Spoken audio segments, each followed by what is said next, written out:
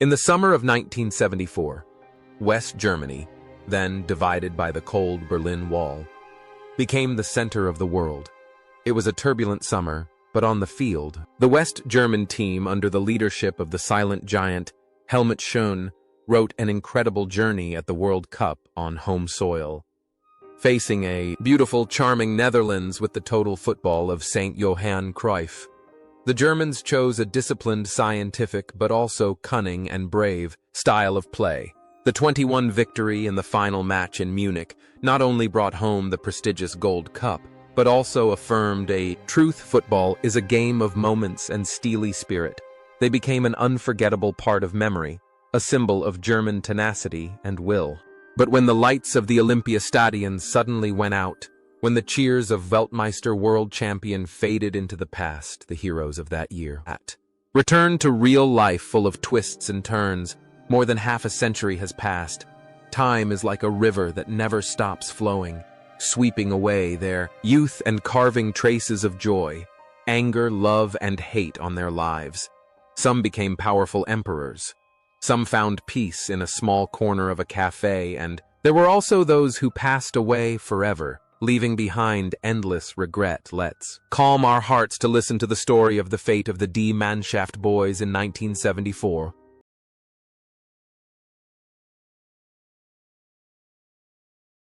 Franz Beckenbauer, at 28, was the soul of the West German team in 1974. Not only was he captain, he was also the Kaiser, the man who revolutionized the role of libero, turning the sweeper into a launching pad for all attacks. With his easygoing demeanor, his head held high, and his artistic outside of the foot passes, Beckenbauer became the heart and brain of the team. The image of him playing through pain while commanding the defense with his natural authority has gone down in history. His performance that year was a rare blend of grace and near absolute precision. After the peak of 1974, Beckenbauer's career continued to flourish.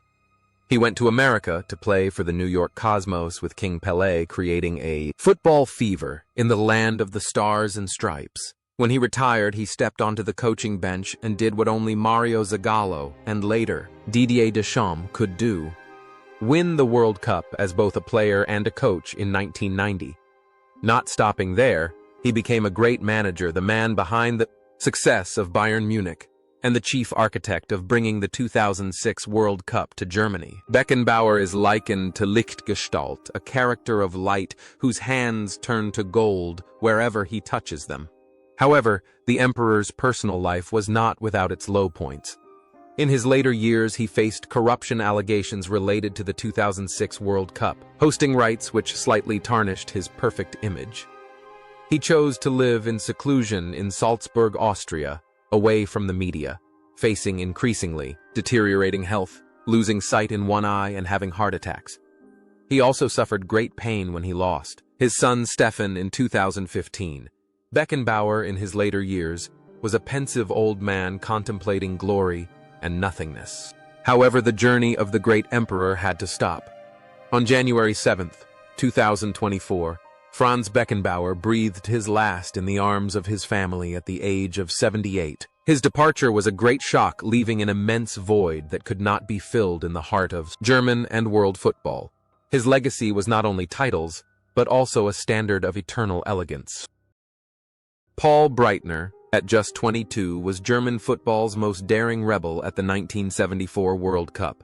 His afro and bushy beard made him a symbol of wildness, but it was his explosive style that made his biggest mark. Breitner coolly stepped up to the penalty spot in the final and scored the equalizer, a moment reserved for steelheads. Though he started as a fullback, he had the range of a central midfielder, perfectly combining physical strength with tactical acumen. After the glory of 1974, Breitner made a spectacular change when he joined Real Madrid and switched to playing midfield. He returned to Bayern Munich and created the famous Breitner duo with Rummenigge. Breitner was famous as a left-wing intellectual who openly read books by Mao Zedong and Che Guevara and was not afraid to criticize the Federation or his own teammates. After retiring, he became a sharp commentator and an uncompromising journalist. He also worked as an advisor to Bayern Munich, but always kept a certain distance from officials because of his overly straightforward personality. There is a striking consistency between the wild Breitner on the pitch and the Breitner off it, independence and never bowing down. He shaved off his bushy beard and became more elegant, but his arrogance and critical thinking remained intact. He lived a peaceful life, with his family away from personal scandals. But every time he spoke about football, the whole of Germany still had to listen.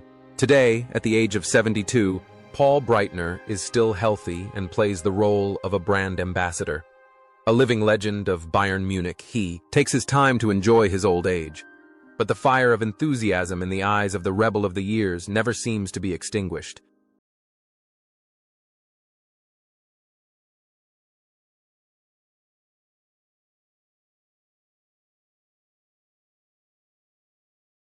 Sepp Maier, Die Katze von Onzing.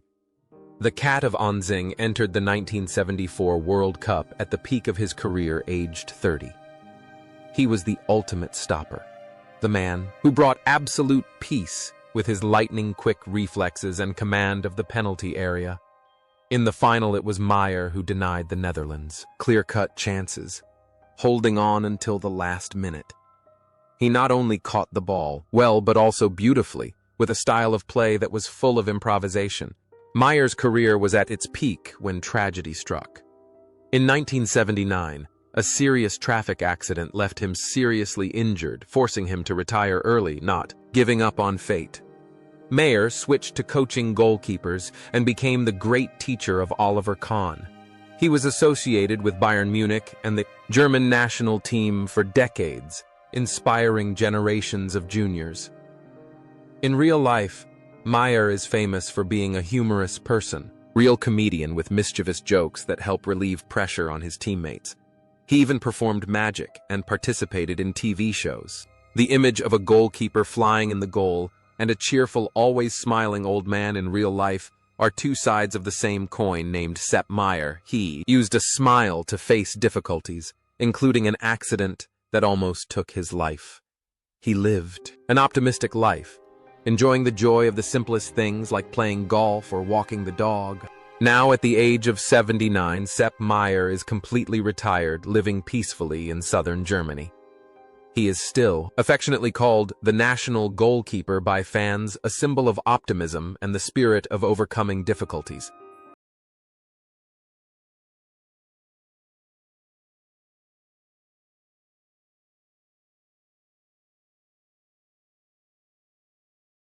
Gerd Müller, Der Bomber.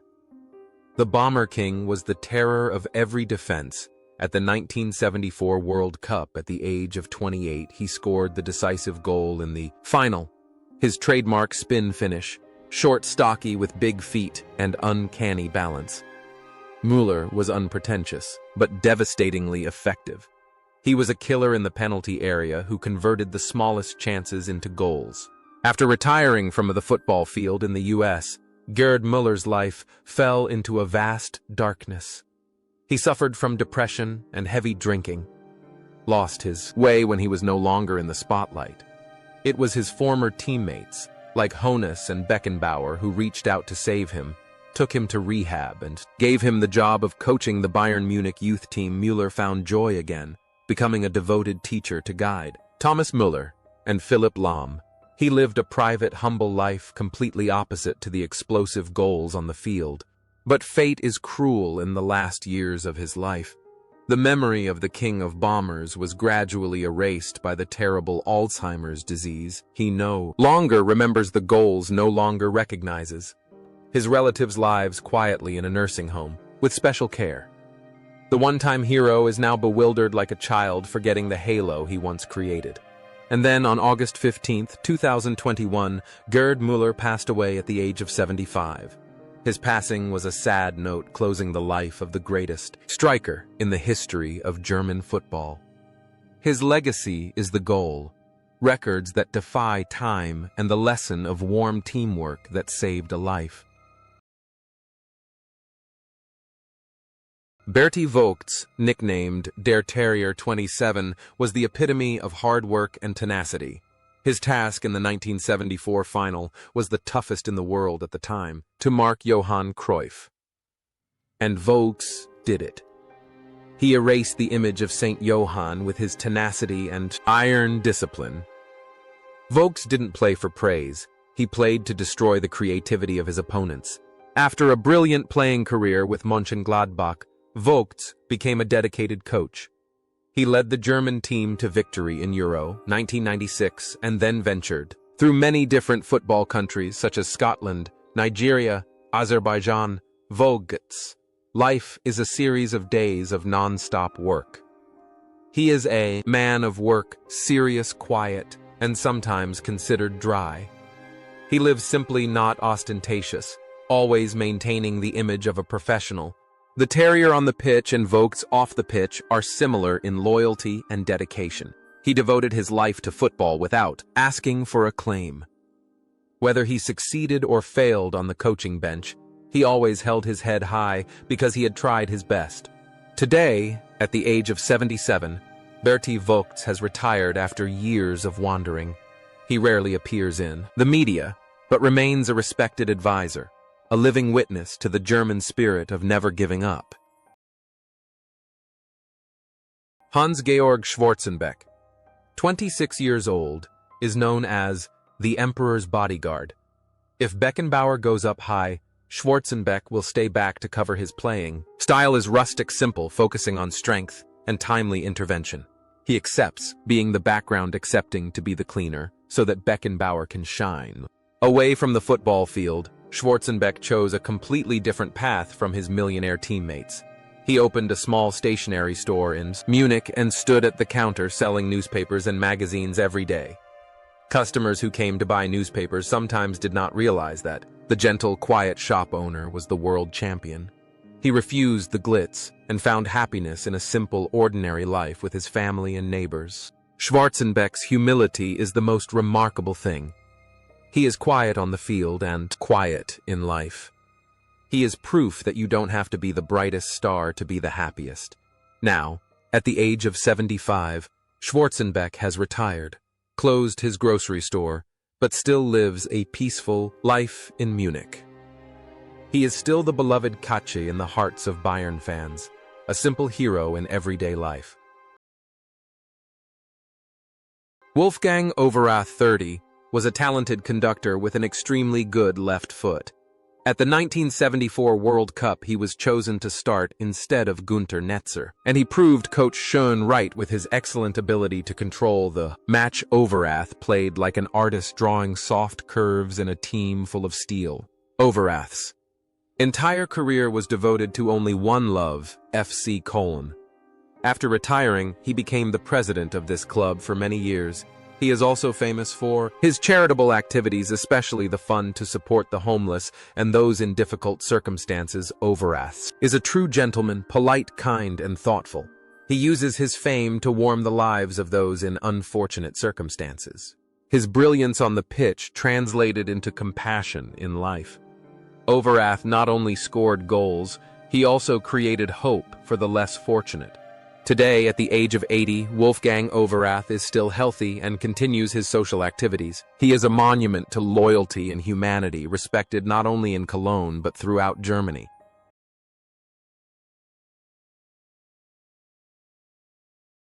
Uli Hoeneß, 22, is a whirlwind on the wing with blistering speed. He won the penalty in the final with a daring dribble.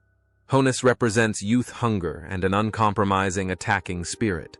But Hoeneß' life after that was a real blockbuster. He retired early due to a knee injury at the age of 27 and became the youngest CEO in Bundesliga history. With his sharp business thinking, he turned Bayern Munich into a powerful financial empire. In 1982, he miraculously survived a tragic plane crash in which he was the only survivor. However, in 2014, he got into trouble with the law for tax evasion and was imprisoned. After his release from prison, Hoeneß returned to Bayern as president. Welcomed as a returning hero, his life was a series of extreme ups and downs, from world champion to plane crash victim, from tycoon to prisoner, and then rebirth. He was a man of action, of mistakes and corrections, never giving up. Now at 72, Uli Hoeneß is still the godfather of German football. His voice still carries weight. He is enjoying life by Lake Tegernsee, looking back on an extraordinary life that few people get to experience. Jürgen Grabowski, 29, is one of Germany's most technical players. He started the tournament on the bench, but his brilliance and ability to terrify opposition defenses saw him start in the biggest games. A legendary captain of Eintracht Frankfurt, Grabowski brings elegance and composure to the game. After retiring due to injury, Grabowski had a brief stint as interim coach, but quickly retired from professional football.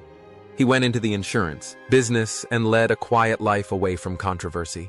He was remembered as a model man, loyal and always keeping his promises. Grabowski devoted much of his time to his family and his club Frankfurt, where he was revered as a living god. Grabowski's career and life were as a calm river in contrast to his skillful dribbling on the field, but it was this simplicity that was the happiness he sought. However, the journey of that football artist has come to an end. On March 10, 2022, Jürgen Grabowski passed away in a hospital in Wiesbaden after a long period of kidney dialysis at the age of 77. His passing caused Eintracht Frankfurt and German football to lose one of their best sons, a legend of loyalty. Bernd Hölzenbein, 28, was the man who went down in the penalty area in the final, winning the equalizing penalty for Germany. Although the Dutch always considered it a dive, the Germans saw it as a necessary mischief. Hölzenbein had great speed and an eye for opportunity, making him a dangerous drill on the wing. After his illustrious career at Frankfurt, he went to play in the U.S., and then returned to work as vice president and head of scouting for his former club. He has a keen eye for talent, discovering many great talents like Uwe Bain, Tony Yeboah. Hölzenbein is known as an intelligent, humorous person who always knows how to handle any situation, like the way he earned a penalty years ago. Hölzenbein's life was linked to football until his last days. He still regularly went to the stadium following his beloved team. He was a living part of Eintracht Frankfurt's history. However, on April 15, 2024, Bernd Hölzenbein passed away at the age of 78 after a long battle with serious illness. His passing left behind many controversies about the old football move, but above all, respect for a world champion who devoted his whole life to football. Rainer Bonhof, the youngest player in the starting lineup at 22, played as a right winger with youthful energy and a flair for crosses. It was Bonhof who assisted Gerd Müller's winning goal. He was likened to an engine on the wing, tirelessly attacking and defending. Bonhof is the only German player to win the Euro twice, 1972-1980. After retiring, he had a rich coaching career in Germany and Scotland. Currently, he is the vice president of Borussia Mönchengladbach. Bonhof's life is one of constant dedication. He is a calm person, has great prestige, and always works with the highest sense of responsibility. Today, at the age of 71, Rainer Bonhof is still working hard to revive Mönchengladbach. He is the bridge between the glorious past and the present, inspiring the younger generation with his own hard-won experience. Bernhard "Bernd" Cullmann, 24, was a versatile player for Cologne.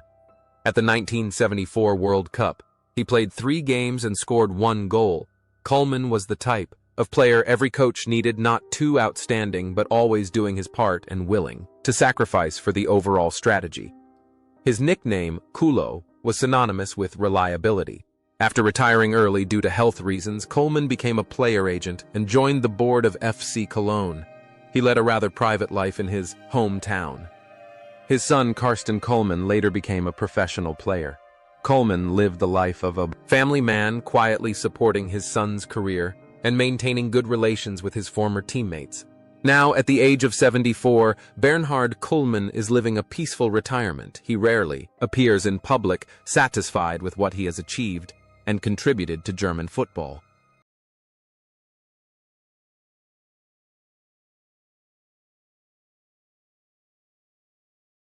Dieter Herzog, 27, was a left winger for Fortuna Düsseldorf. He played 2 games at the 1974 World Cup, bringing pace and trickery. Although not a regular starter, Herzog's contribution to the rotation of the squad was crucial in keeping the key players fit. After retiring, Herzog spent a long time with Bayer Leverkusen as a scout. He did this job quietly for decades, contributing greatly to building the foundations of the club. Herzog is meticulous patient and has a keen eye. Today, at the age of 77, Dieter Herzog is still remembered with respect in the German scouting world. Lives a simple life, enjoying his old age after years of wandering around the football fields in search of talent. Jupp Heynckes, 29, was a great striker, but was unlucky to play at the same time as Gerd Müller. At the 1974 World Cup, he only played 2 matches and did not score. However, Heynckes' class was unquestionable. He was an intelligent, technical, and extremely sharp striker.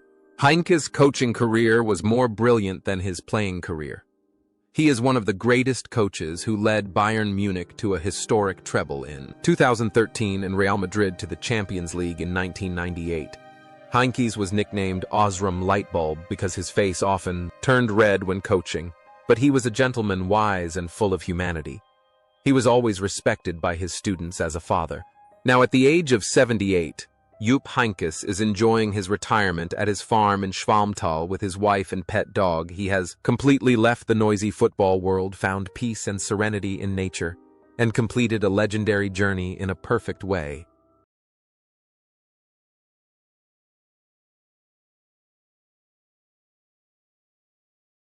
Heinz Flohe, 26. Cologne's captain was a top-class technical midfielder. He played 3 games in that tournament. Flohe had excellent dribbling skills and tactical vision. He was the brain of Cologne, the one who brought artistry to the game. However, Flohe's life ended in tragedy and tears. After retiring due to a serious injury from a rough tackle, he suffered many heart problems. In 2010, he suffered a stroke and fell into a vegetative state for 3 years. Flohe's last years were spent in absolute silence on his hospital bed in the grief of his relatives.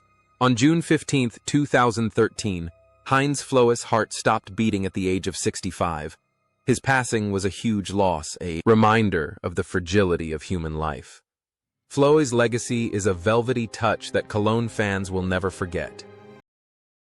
Herbert Wimmer, 29 years old, nicknamed Iron Lung. He was the tireless runner to cover for Günter Netzer at Gladbach. At the 1974 World Cup, he played in 2 matches.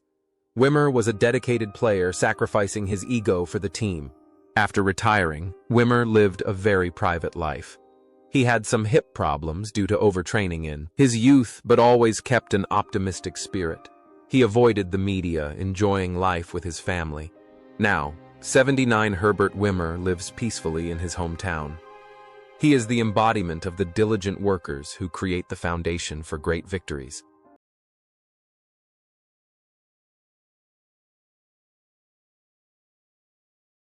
Horst-Dieter Höttges, 30, nicknamed Eisenfuß, Iron Legs. He is a legend of Werder Bremen, famous for his tough and uncompromising playing style. At the 1974 World Cup, he only played 1 match, but his role in the dressing room was huge. After his career, Höttges became a businessman and coached amateurs.